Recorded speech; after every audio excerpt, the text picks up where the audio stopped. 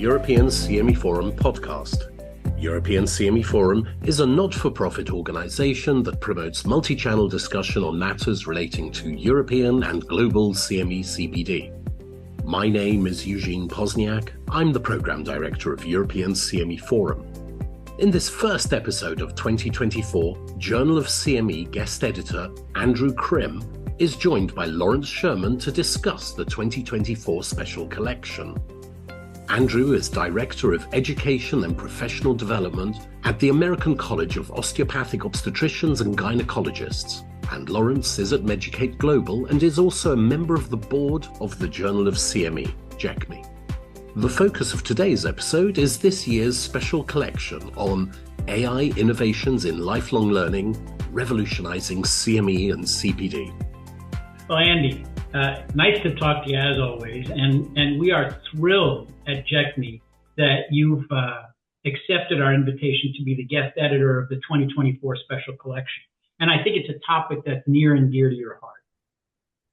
Thank you very much, Lawrence. I'm happy to be here, happy to talk to you, and I am honored to have been asked and to accept the guest editor position. It's something that never occurred to me early in my career, or even now, that I would be in a position to be asked for that. So I appreciate it, and it is a topic that's near and dear to my heart. Artificial intelligence over the last year has invaded every part of our work life, and in some cases personal life.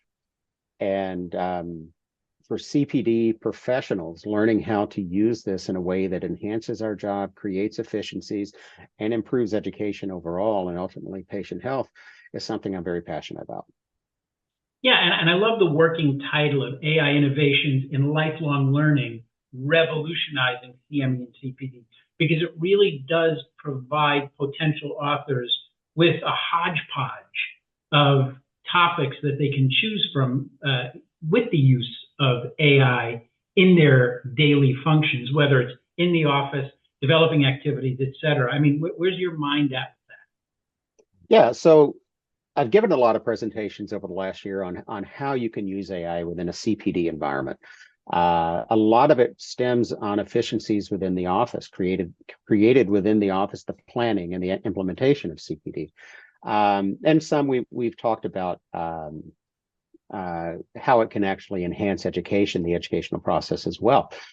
The door is wide open to everything that we can potentially conceive here, because there are efficiencies that AI provide that people are using in their daily lives, that small offices and large offices of CME are using for data enhancement, data analysis, social media outreach, educational design, all the components that go into continuing education. AI is being used by a lot of different people. These are things that we want to hear about. How is it being most effectively used? What did it cost you? How did it get there? How did you conceive of this? And what have been the results that you've learned from this? We also are really interested in hearing from our colleagues who may not be in the CME world, the CPD world, but in undergrad education or postgraduate education, and how they're using AI, and if there are any lessons that the CPD world can learn, as we're part of that educational continuum, and we have to learn from each other. And if we can use some of the rich resources that they're developing to enhance what we do, all the better. You know, I'll be honest with you, Andy. One of the things we sometimes struggle with, not just with special collections, but with getting submissions in general, is a hesitation amongst certain stakeholders in the CME-CPD world to submit anything regarding the work that they do. So in your mind, which of the stakeholders should consider submitting, and what is it that they could consider submitting? And we can talk about formats a little later, but what kind of work that they're doing do you think would benefit this special collection with your name on it? I think boy, that really scares me with my name on it. So thank you. Yeah. And I think that goes down to the crux of the problem is whatever someone submits will have their name on it, and it's a little scary that it's going to be in print, for your peers and colleagues to see for long term. And I think that gets to the reason of some hesitance. I know before I published my first article, that was my hesitance as well. It was almost an imposter syndrome. Who am I? What do I have this to say that's any different or any more important than what anybody else has to say? And it's not anything that has to be different. It's not anything that has to be more important. It's something that you're doing, that you found a way to use artificial intelligence, whether it be in the design or implementation or the education or the outcomes of a CME activity or CPD program, the overall program, that makes it easier, that makes it better, that enhances it in some way. It could be one little item. It could be, this is how we do data analysis. These are the prompts we use to analyze our open-ended comments. This is how we use AI to enhance our faculty's teaching. Things along these lines. This is how I use AI to prepare for a conference. This is how I use AI to make sure I'm using evidence-based practices when I'm designing a conference. It doesn't have to be this large, sweeping, double-blind study that's done. It can be one small thing that you're doing that you've tried and you have results on that you can report on. And just writing it down, putting an outline together and just filling that in on some of the things that you've done is worthy of publication, especially on this topic that is so new, that there's so little published on in our arena anyway.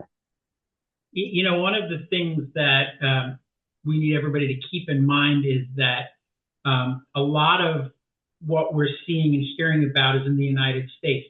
This is a European and a global journal. So we also want to encourage those folks that are in less structured CPD environments, but who are using AI to share with us what they're doing, because that can help us as well. That can help the broader CPD community. And what do you think of embracing that larger definition of CPD, which isn't limited to the CME or IPCE world that we may live in more often than not, but really that global CPD community? I think it's a great idea, and I should have prefaced everything I talked that I'm so old that it's always been CME, and it's hard to break out of that mindset for me. But and I'm trying to shift into calling everything CPD, and I fail at that more often than not. But that's what I'm talking about is the larger CPD community, and we're not talking about a conference. We're not talking about a grand rounds. We're not talking about a quality improvement activity that you've helped facilitate. We're talking about the entire educational continuum. We're talking about the educational cycle of identifying needs, of designing interventions, of assessing and reassessing and going back and identifying gaps that are remaining and starting the cycle all over again. That's something that no matter where you are doing continuing professional development, that's the process that you're using to do it. And that's what we want to hear about. We want to hear what our colleagues in America are doing, what our colleagues in Europe are doing, what our colleagues in Australia and from any other location around the world who are using AI in a way to benefit CPD. We want to know from that. We want to learn from that, and we want to see if we can implement some of the same things. You know, one of the other things we often hear is that people, to the point you made earlier, just don't know where to start. They don't know how to pick what type of article, and we'll get to that in a minute, but what type of article they can submit, what type of information they can submit. So I think it's important for folks to know that the journal and the editorial team would be happy to talk to people before they blindly submit something, to help them to structure or format something that is valuable and usable.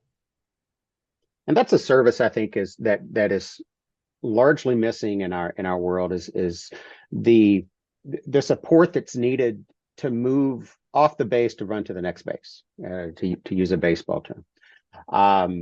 We know from the work we do on a daily basis that coaching and mentoring shows amazing work.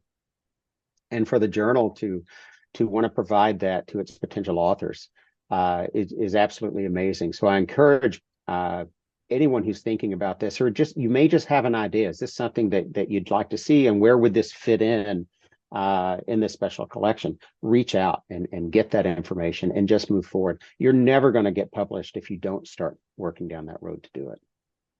I think that's right. So I've sort of hinted at this before, but this journal accepts multiple formats of submissions. So it's not locked into being one research-based journal. Mm-hmm. So are you familiar with the types of formats that you're going to be accepting for this particular special collection? So there will be several, and I hope you can elaborate on some of these. We will accept articles and briefs, practice points, and you're going to have to provide me the absolute names of those. Not a problem. So we break them down into different formats. Okay. And if you look at our long history, we get more shorter communications than longer ones. But the longer papers, research articles, systematic or narrative reviews, those are the ones that take more time. But if that work hasn't already started, it may not fit the deadline for this particular special collection. But we do encourage folks who have already begun research and haven't yet put together the plan of where they'd like to publish. If it fits with our deadline, they should consider it. But then there's brief reports. Brief reports, and so those bigger papers are usually around 4,000 words. Okay, then there's shorter communications, brief reports, and it could be sort of a consolidation of ideas and issues, solutions to problems, etc. Observation, certainly reference, but not necessarily an IRB approved longitudinal research study. And those are usually about 2,500 words. Lastly, we take commentaries, individual or organizational commentaries. And I think those personal opinions about what's going on may be what we get a lot of. Mm-hmm. And I think that's welcomed as well, because I think we need to hear those perspectives, and that might allow you to put together a nice editorial that summarizes all of the points that are submitted. Those are usually up to about 1,000 words. And if I can comment on sort of fees involved. Sure. It's important to remember that JCME is open access. So anybody can see any article at any time. There's no paywall. And that's a big deal, because a lot of the journals are still behind paywalls, which is very frustrating for organizations that don't have institutional library memberships, et cetera, et cetera. But because of that, we have to charge a fee. And it's not a lot of money, but it's a fee. So for the longer articles, it's about €1,450, $1,500. Shorter papers, about €910 or $1,000. And the shorter comments, those individual opinion pieces, we don't charge for, which is why we get a lot more of those. But you know, there's the opportunity to get some discounting. So folks from low and middle income countries and other folks have the opportunity to get some type of discount, and those folks should come to the journal editor and ask, or go to you and you can send it to us to see if they can get something reduced, because we want to encourage the publication. We want to support it. It's not so much about the money, but we do have to cover the costs to publish it so that we can get this information out. Publication should be accessible by everyone, and I think the fees, which are very modest in comparison to some of the other journals, some of the other open access journals, are reasonable and are needed to guarantee that access. So and we're giving people a big window to submit, right? They have until the end of July. That's a very big window. And so I know, Andy, you and the editorial team are going to be reaching out to people. But even if you don't get that phone call from Andy, not that Andy makes phone calls, he may have AI-generated emails sent to you. But if you don't hear from us, reach out to us. because this is an important issue. We know there are conferences going on. The Asia Pacific Medical Education Conference that just finished in Sri Lanka last week, the entire focus of the conference was AI and health professions education. So there's work going on out there. We need that work to be published. So we'll be reaching out to many of you, but Andy, we need them to reach out to us. I would like to see some articles or commentaries about how someone got started in AI. How did they jump over the hump from I've heard about it to I'm using it, and this is how I got there, and this is what I do. That's very important for the group of people who are hesitant to jump into the AI rink. There are a lot of people who are thinking, well, how can I contribute to this? That's a way you can contribute to this. And there are some really cool projects that are going on using AI in the CPD world. We'd love to hear about those, how they're working, what's been tried, what worked, what didn't work. Be honest about it. This isn't a place for us to uphold just our successes. We learn more from failures than we learn from anything else. And we want to hear about all of those and celebrate them all. And JCME is the publication that's aligned with the European CME Forum. And so traditionally, for the last special collections, we've always had a session at the meeting focusing on some of the papers that were published as part of the special collection. Will you, Andy Crim, be in Madrid, November 6th through 8th, 2024, for European CME Forum? And will you commit to do a session? I will be there, and I will do a session. So much less drama in your answer than in my question. I will be there, and I will do a session. There's your Captain Kirk version of that. That's fantastic. Andy, I think we covered everything possible.